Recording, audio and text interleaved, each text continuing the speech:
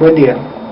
El tema que me correspondió fue dislexia y disgrafia. Por un lado, la dislexia representa por excelencia un trastorno específico del aprendizaje. El término dislexia fue propuesto por Chris Lee en 1985, en el cual la define como un trastorno que se manifiesta por dificultades en el aprendizaje de la lectura a pesar de existir instrucción convencional, inteligencia adecuada y oportunidades socioculturales apropiadas. Depende entonces de alteraciones cognitivas fundamentales, frecuentemente de origen constitucional. La dislexia no es homogénea, sino que existen varios tipos de dislexia. Entre algunas mencionaré la dislexia visoespacial, que son las dificultades en el procesamiento visual, y la dislexia audiofónica, dificultades en el procesamiento auditivo. La dislexia se reconoce usualmente durante los primeros años escolares. Algunos, pero no todos los niños disléxicos presentan retardo en la adquisición del lenguaje, fallas articulatorias, dificultades para aprender los nombres de letras y o de los colores, defectos en las secuencias de sílabas, ejemplo, en vez de decir pajarito dicen parajito, algunas dificultades para hallar palabras, problemas para recordar, números telefónicos y otras secuencias verbales. En la clasificación estadística internacional de enfermedades y problemas de la salud, dentro de los trastornos específicos del desarrollo del aprendizaje escolar se incluye el trastorno específico de la lectura como un déficit específico que no se explica por nivel intelectual, por problemas de agudeza visual o auditiva o por una escolarización inadecuada. Se establecen tres pautas para el diagnóstico. La primera, el rendimiento de lectura del niño debe ser significativamente inferior al superado por su edad. Segundo, el déficit tiene que ser precoz en el sentido que debe de haber estado presente desde el comienzo de la educación y no haber sido adquirido con posterioridad. Tercero, deben estar ausentes factores externos que pudieran justificar suficientes dificultades lectoras. En el CIE-10 se ofrece una descripción del tipo de dificultades presentes desde el comienzo de la escolarización. En las fases tempranas pueden presentarse dificultades para recitar alfabeto, denominar correctamente las letras. Más tarde pueden presentarse errores en la lectura oral, como por ejemplo omisiones, sustituciones, lentitud, largas vacilaciones, se perdió del texto en el que estaba leyendo. También pueden presentarse déficits de la comprensión de la lectura, como incapacidad para recordar lo leído, incapacidad de extraer conclusiones, recurrir a los conocimientos generales más que a la información obtenida de la lectura. En el Manual de Diagnóstico y Estadístico de los Trastornos Mentales, el DSM-4, se incluye el trastorno de la lectura dentro de los trastornos del aprendizaje, proponiendo los siguientes criterios. El primero, el rendimiento de la lectura, es decir, la velocidad, exactitud, comprensión, medido mediante pruebas normalizadas y administradas individualmente. Segundo, la alteración de la anterior interfiere significativamente en el rendimiento académico o las actividades de la vida cotidiana que exigen habilidades para la lectura.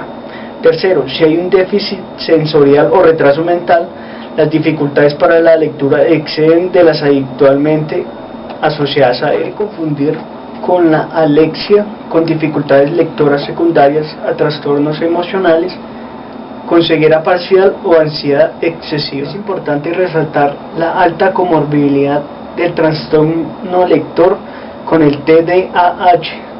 Según algunos estudios, entre el 30 y 35% de los niños con el trastorno de lectura presentarán también un cuadro de TDAH.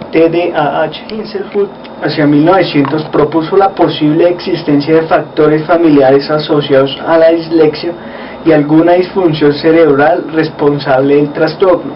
Más adelante fueron corroboradas. Orton, hacia la década de los 20, utilizó el término estrefosimbolia, que quiere decir rotación de símbolos. Además señaló la prevalencia sordera y la existencia frecuente de una lateralidad hemisférica mixta. en niños con trastornos del aprendizaje. Otro dato a tener en cuenta es que el trastorno lector ha sido mayor en niños que en niñas, nos dice en la literatura. Más sin embargo, datos recientes indican que esto se ha vuelto proporcionado. Existen teorías explicativas del origen de la dislexia, estableciendo una distinción entre la dislexia adquirida como por traumatismo o lesión cerebral y una dislexia evolutiva o de desarrollo causada por déficits madurativos. Se consideran como posibles causas de la dislexia causas hereditarias, causas debidas a retrasos madurativos psicosomáticos, trastornos del esquema corporal y la lateralidad, desorientación espaciotemporal, deficiencias en la coordinación visomotora y la percepción auditiva y visual. En general, la dislexia es de buen pronóstico, aunque esto no quiere decir que siempre vaya a ser de este buen pronóstico. Lo usual es hallar que un niño con dislexia se encuentra retrasado con respecto a su grupo en uno o en varios años, pero que progresivamente y a medida que se va obteniendo un entrenamiento adicional, las diferencias con el grupo tienden a disminuir. Sin embargo, los problemas específicos en el aprendizaje de la lectura pueden ser de muy difícil tratamiento y pobre pronóstico. Esto es cuando la dislexia cursa con otros problemas infantiles asociados. En términos generales, el tratamiento se dirige a corregir mediante métodos psicopedagógicos específicos las alteraciones perceptivo-motrices, verbales y de lectoescritura, trabajando con preferencia las más afectadas. Cuando existan asociados problemas de articulación, trastornos neurológicos o de personalidad, será preciso contar además con tratamientos de logopedia, neuropsiquiatría. Es un trastorno de la escritura que no responde a un déficit neurológico ni sensorial, sino el funcionamiento de las habilidades cognitivas necesarias para la escritura. Rivas nos comenta que la disgrafia es un trastorno de tipo funcional que afecta la calidad de la escritura del sujeto, en lo que se refiere al trazado o a la grafía. La disgrafia se puede detectar en preescolar y se caracteriza por gran desorganización en las producciones gráficas, dificultades vicioespaciales y alteraciones en la motricidad fina que comprometen el uso del lápiz, la tijera, el pincel, el punzón y otras actividades manuales. También escribe lentamente con letras sin formas desiguales. Hay deficiente espacio entre letras, palabras o entre renglones, con ligamentos defectuosos entre letras. Hay alteraciones tónico-posturales en el niño con déficit de la atención. Como tal, la disgrafía en el DSM-4 o en el CIE-10 no la vamos a encontrar con este nombre, sino que va a estar en una categoría de la dislexia. Por ejemplo, en el CIE-10 incluye la dislexia en trastornos de desarrollo específicos de funciones motoras y la disgrafía en otras fallas de coordinación. En el DSM-4 la incluye en trastornos del aprendizaje, aparte de trastornos de la expresión escrita.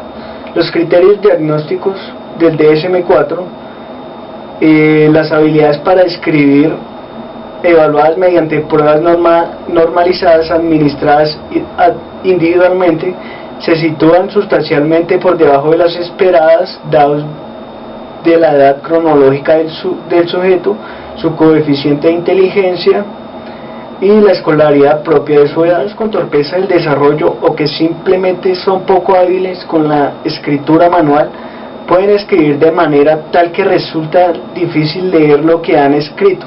Sin embargo, los estudios demuestran que estos niños construyen bien las frases, utilizan de manera adecuada los signos y deletrean de forma correcta. Su problema simplemente es la habilidad. En el contexto neurológico, las agrafias definidas como la incapacidad total o parcial de expresar ideas por escrito a causa de una lesión o desorden cerebral dentro de un contexto funcional se considera como una alteración del lenguaje escrito que afecta a la calidad de los trazos.